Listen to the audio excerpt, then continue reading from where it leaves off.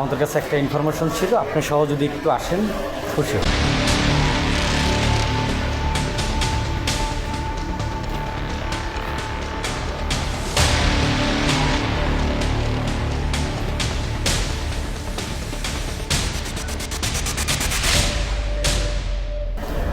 কত লাই? 7 টাকা দেওয়া যাবে। 7 টাকা তুমি নে আর কে পাওয়া যাবে?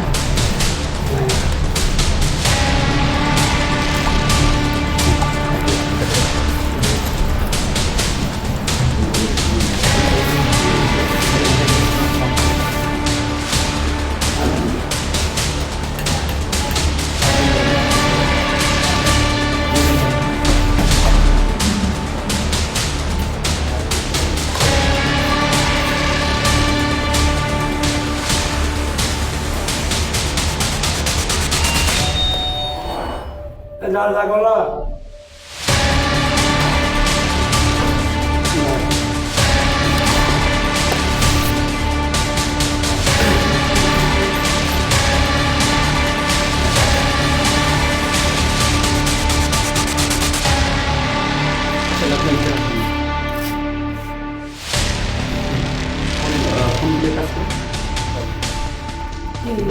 এখানে কি হয় আপনি বল ওটা বললাম একটু একটু দেন।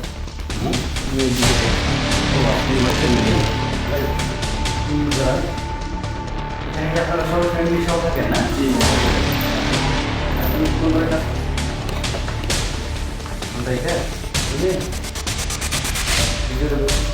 এখানে তো আপনারা 2 নম্বরে কাজ করতেন।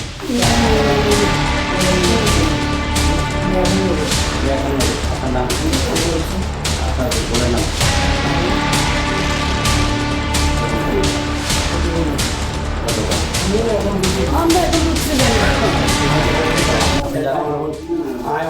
ভাড়া লাগাই ভাড়া লাগাইছেন কবে? ভাড়া লাগাইছে আজ 3 মাস। 3 মাস। হ্যাঁ 3 মাসের মধ্যে কোনো কিছু না পাই ওনাদের তথ্য যথাযথ করা আছে। এই ওজনও না দেয় ওনাদের ধরো। আপনি ভিতরে আসেন না, এদিকে আসুন না, এরকম করে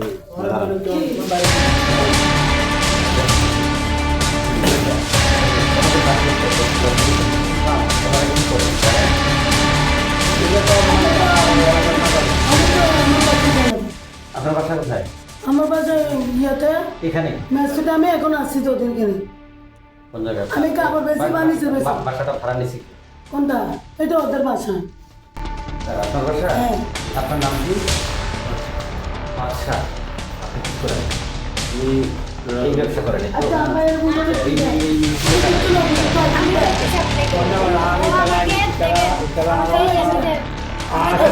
আমি তোমার কারা? আমি বলছি হ্যাঁ, তুমি কে? কি লাগে আপনার, কি লাগে? হ্যাঁ, আমি এখন ওরা কি? তোমরা কি করো? কোন কারখানায়?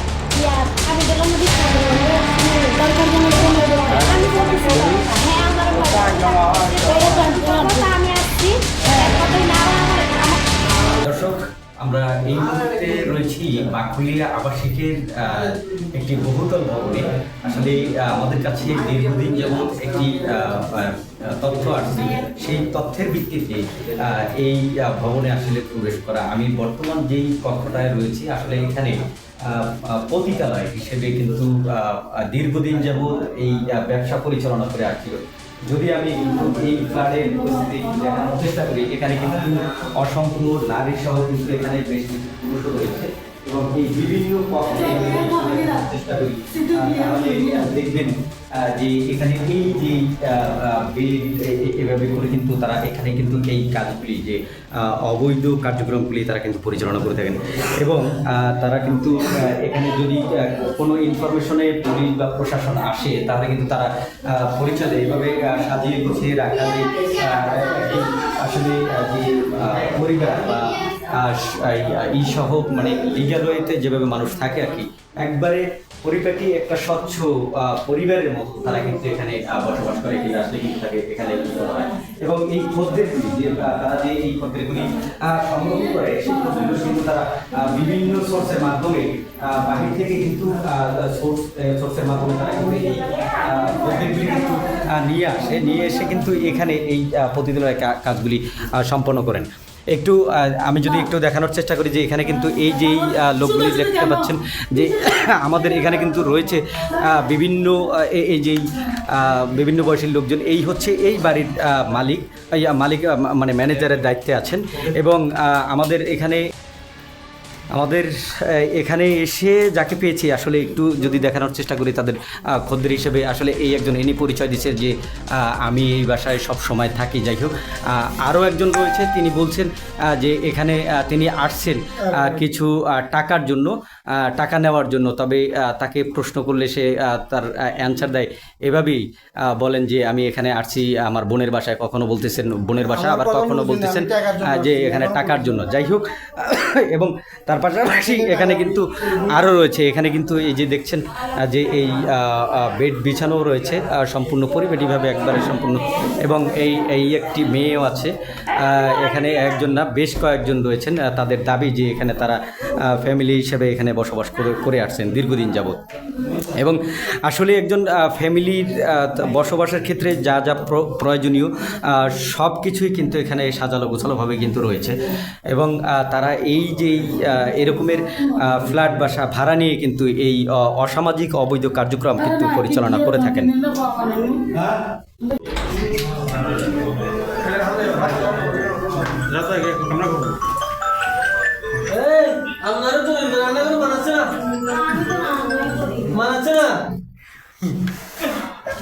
চেহারার ফেস কাটিং এর সাথে রান্নার সাথে মিলতেছে না।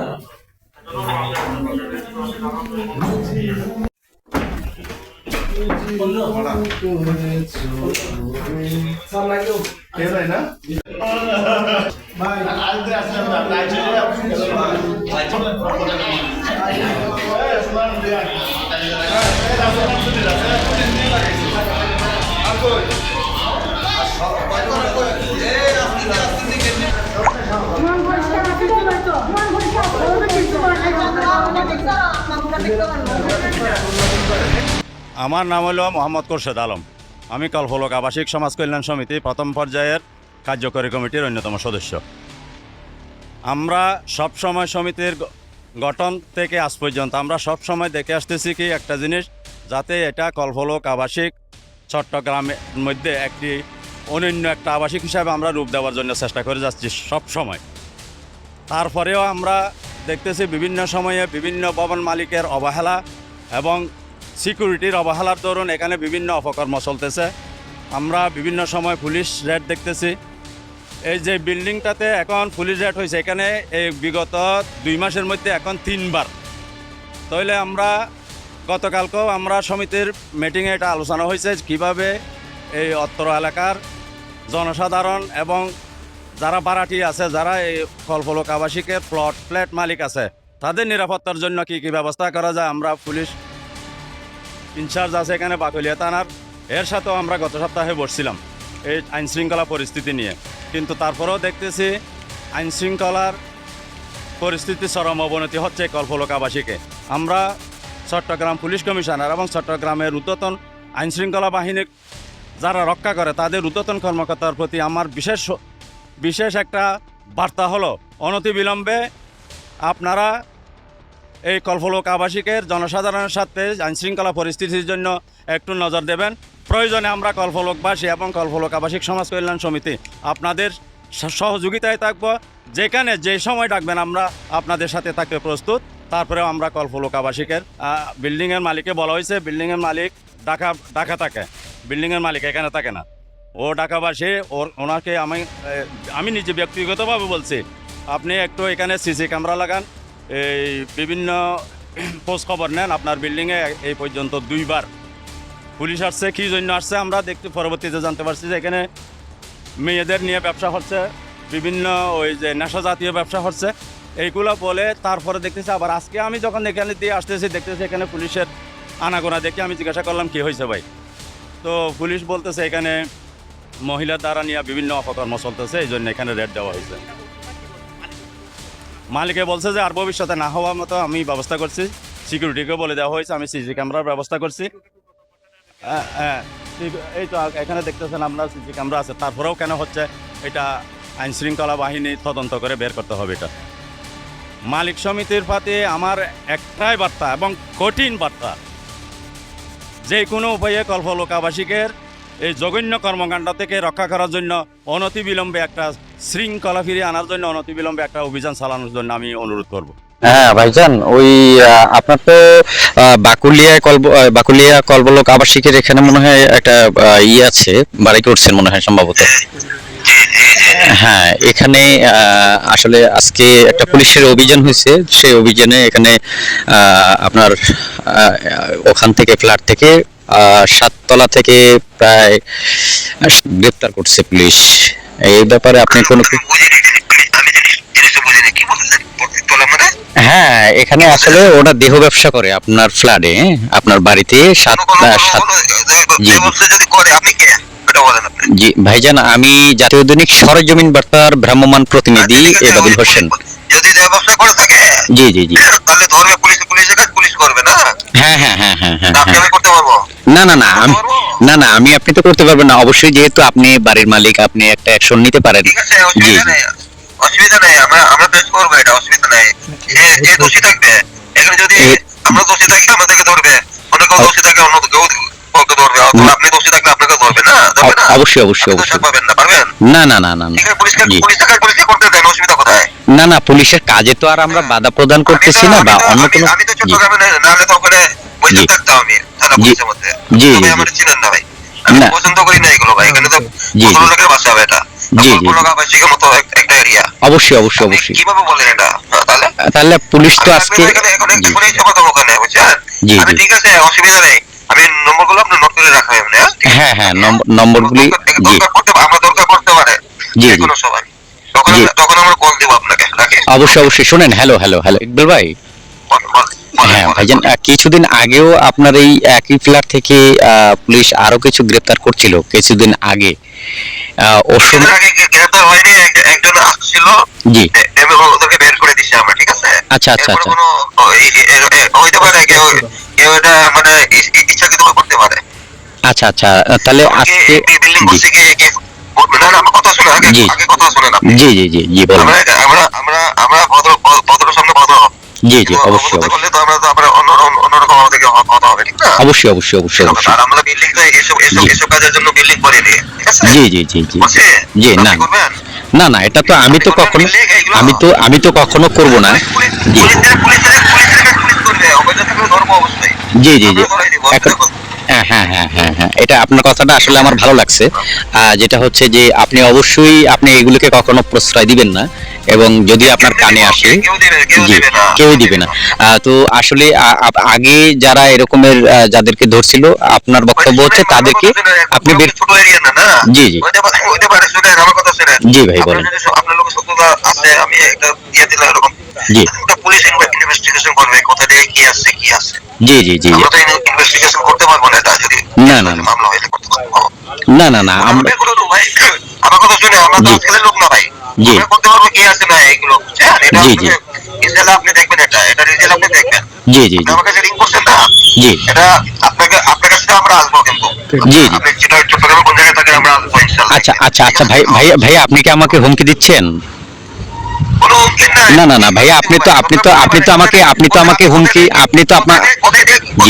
না না, আপনি কোথা থেকে কি নিউজ পাইছেন জি, জি। আমাদেরকেও দেখতে হবে ভাই, দেখতে হবে না বলেন? হ্যাঁ, কোথা থেকে কি নিউজ পেয়েছি অবশ্যই আমি এটা তো অবশ্যই পাবলিশ করব, আপনি অবশ্যই দেখতে পাবেন। আমি আপনার এই হোয়াটসঅ্যাপে সমস্যা নাই পাঠিয়ে দিব। কোথায় ভাই?